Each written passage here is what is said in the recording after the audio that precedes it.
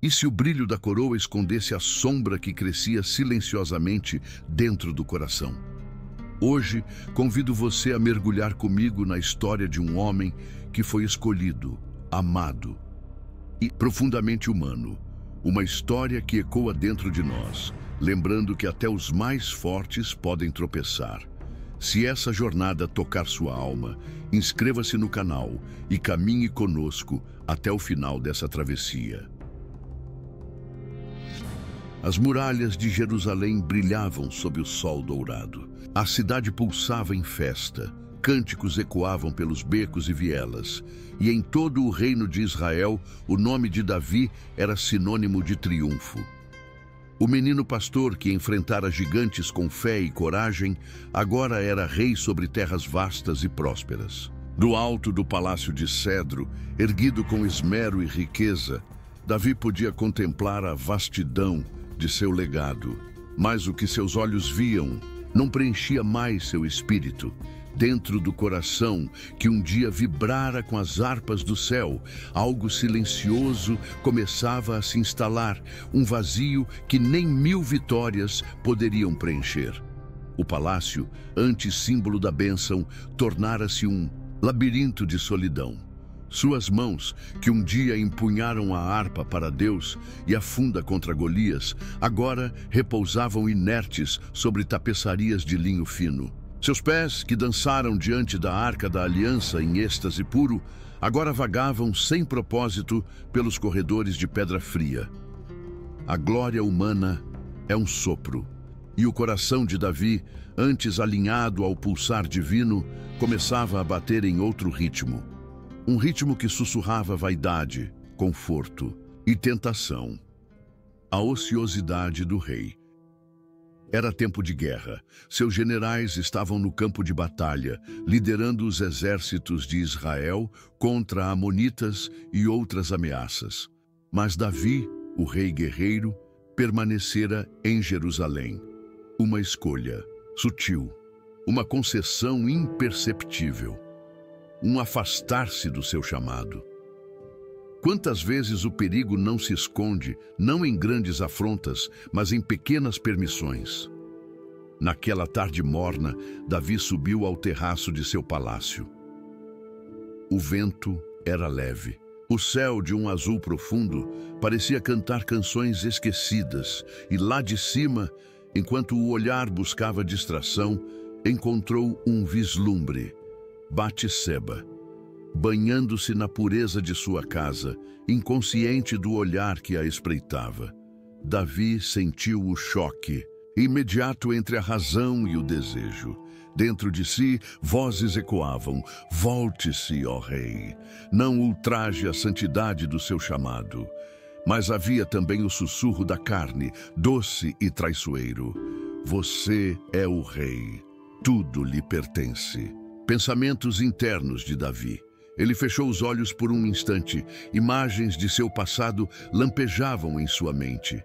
O campo aberto, o cheiro de ovelhas e mato molhado. A harpa dedilhada ao pôr do sol, entre lágrimas de adoração. A unção, feita pelas mãos calejadas do profeta Samuel, o peso da responsabilidade diante da confiança divina. Onde foi que me perdi?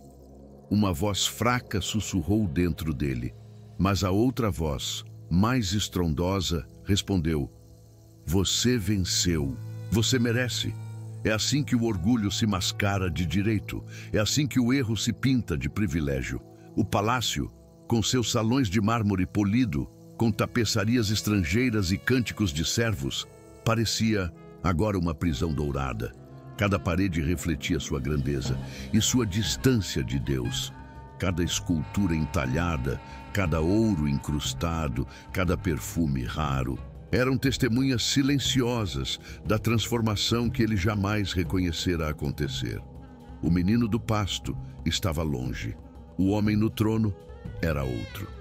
E nesse abismo invisível entre quem ele fora e quem se tornara, Davi deu um passo em direção ao erro.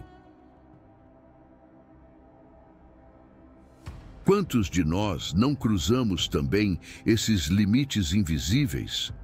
Não são as grandes batalhas que mais ameaçam a alma, são as pequenas concessões, os desvios silenciosos, a distração da alma em tempos de prosperidade. Quando o altar da adoração se torna o trono do ego, quando o chamado divino é substituído pelas comodidades da vitória, a queda não é mais uma possibilidade, é apenas questão de tempo. Davi mandou chamar Batseba, um gesto simples, uma ordem comum a um rei.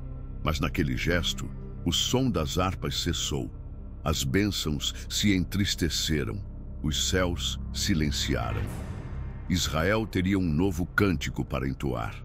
Não mais o cântico do jovem pastor que derrubara gigantes, mas o lamento de um rei que, por um instante de cegueira, semeou dores que ecoariam por gerações. A consciência sufocada, o rei escolhido, agora o rei caído. Mas na história de Deus, até mesmo as quedas são convites para algo maior. A jornada de redenção estava apenas começando. Silêncio pesado no palácio.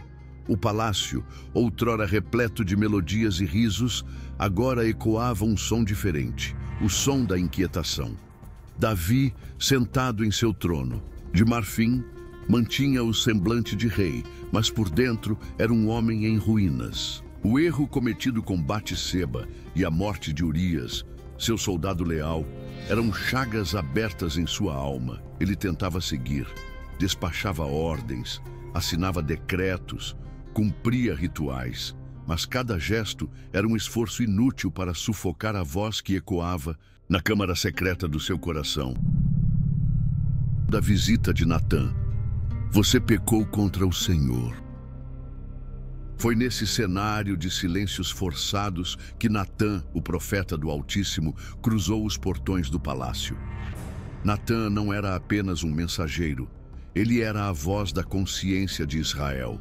Aquele que carregava em si o peso da verdade, ainda que essa verdade rasgasse o rei ao meio. Ao vê-lo, Davi tentou sorrir. Tentou parecer o soberano invicto que todos esperavam ver. Mas os olhos de Natã eram diferentes, firmes, tristes, carregados de uma missão divina que não poderia ser adiada. A parábola da ovelha roubada. Natã aproximou-se lentamente e começou a falar. Não com acusações diretas, não com ameaças, mas com uma história. Havia 2 homens numa cidade, disse ele, a voz calma como um rio que esconde correntezas violentas. Um era rico e possuía muitas ovelhas e gado. O outro era pobre e nada tinha, a não ser uma pequena cordeirinha que criara com amor. Ela comia de seu prato, bebia de seu copo, dormia em seus braços. Era como uma filha para ele. Davi, enredado pela narrativa, assentiu, com o senho franzido. Então, continuou Natã, um viajante veio à casa do homem rico e, em vez de pegar uma de suas muitas ovelhas para alimentar o visitante, ele tomou a cordeira do pobre e a sacrificou. Silêncio. O sangue de Davi ferveu. Seus punhos cerraram-se sobre o trono. Tal homem merece a morte, bradou ele, levantando-se abruptamente.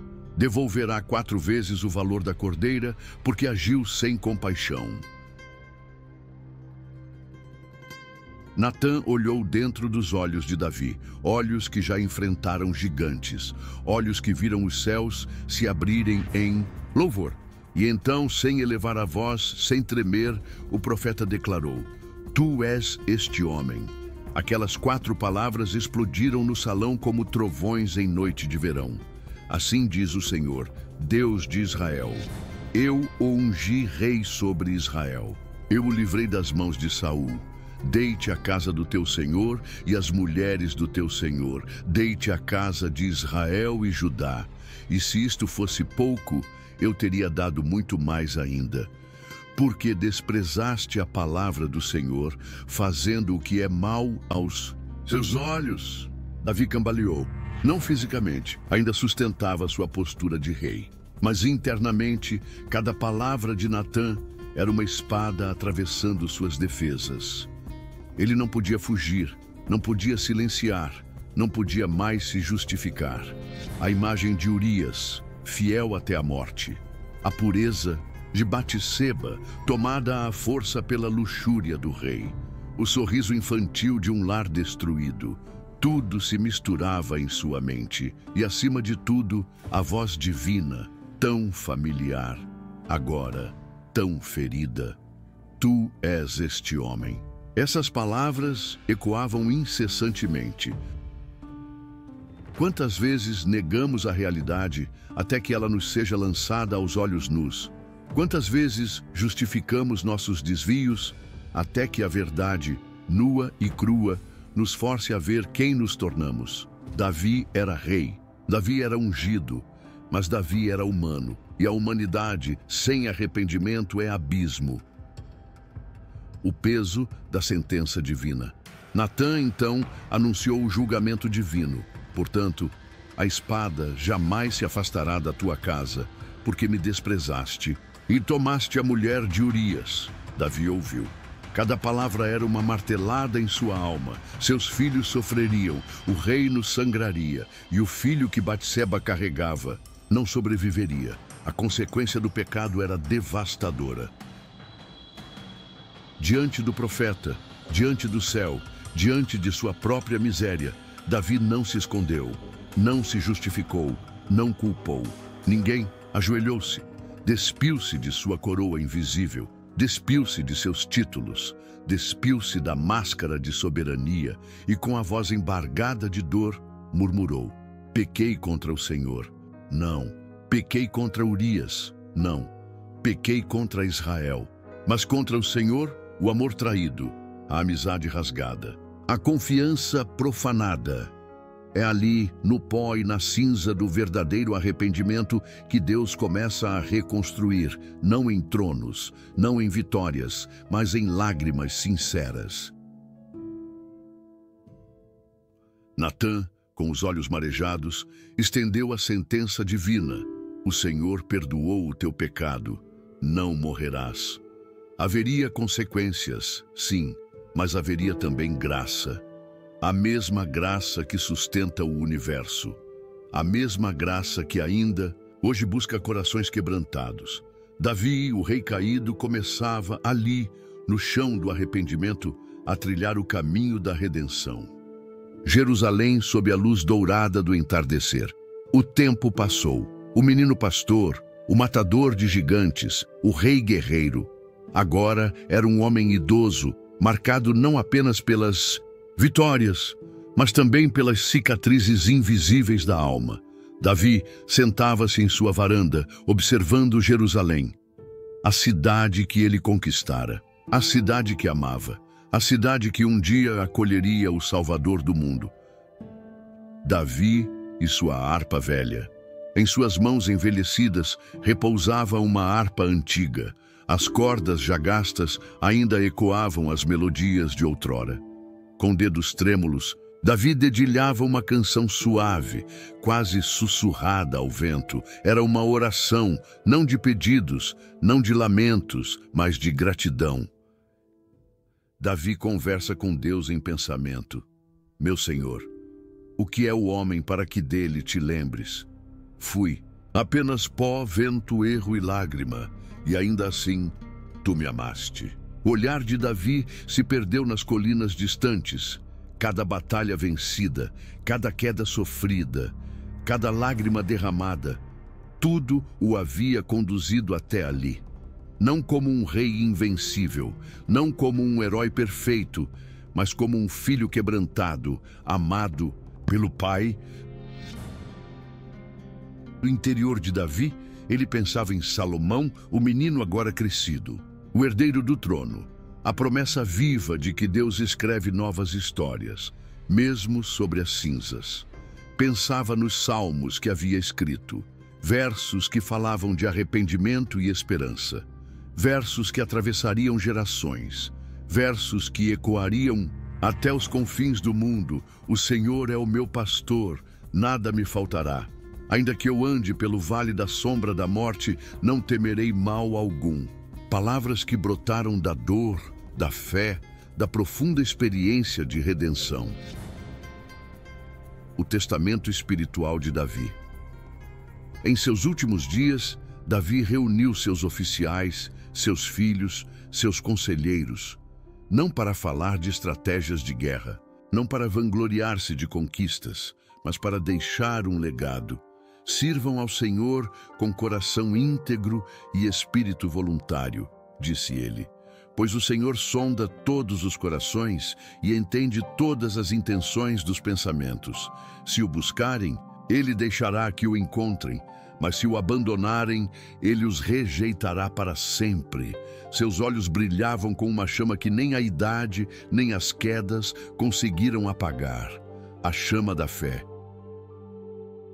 Uma manhã silenciosa, Davi sentiu o chamado, não como o soar de trombetas, não como o clamor de multidões, mas como um sussurro suave na alma, o chamado para voltar ao lar, sem medo, sem arrependimento, porque ele sabia, fora amado e perdoado, e isso bastava. A grandeza de Davi não estava em suas vitórias militares, nem na extensão de seu reino, mas em seu coração que, mesmo quebrado, nunca deixou de buscar o coração de Deus. Ele havia falhado, mas nunca desistira de se levantar. Ele havia pecado, mas nunca deixara de amar. Davi entendeu que a vida não é sobre perfeição, é sobre perseverança, é sobre se lançar, de novo e de novo, nos braços da graça. Em seu leito, rodeado por poucos, Davi sorriu, fechou os olhos e, no último sopro de sua vida, entregou-se àquele que sempre o sustentara. Em tuas mãos, Senhor, entrego o meu espírito. Assim, partiu, não como um rei cercado de glória humana, mas como um filho que volta para casa. E ali, naquela sala simples, a história de Davi se encerrou, mas seu legado apenas começava. Séculos mais tarde, da linhagem de Davi nasceria aquele que traria salvação ao mundo inteiro. Jesus, o Filho de Deus, o leão da tribo de Judá, o descendente do rei que caiu, mas que jamais desistiu. Hoje, a história de Davi ecoa para nós. Não para nos mostrar um homem perfeito, mas para nos lembrar que a graça é maior do que a queda, que o amor de Deus restaura aquilo que a culpa tentou destruir. Se hoje você também carrega cicatrizes, se sente que já caiu longe demais, lembre-se de Davi. Lembre-se da promessa que nunca falha. E permita que o amor de Deus também escreva uma nova história em sua vida.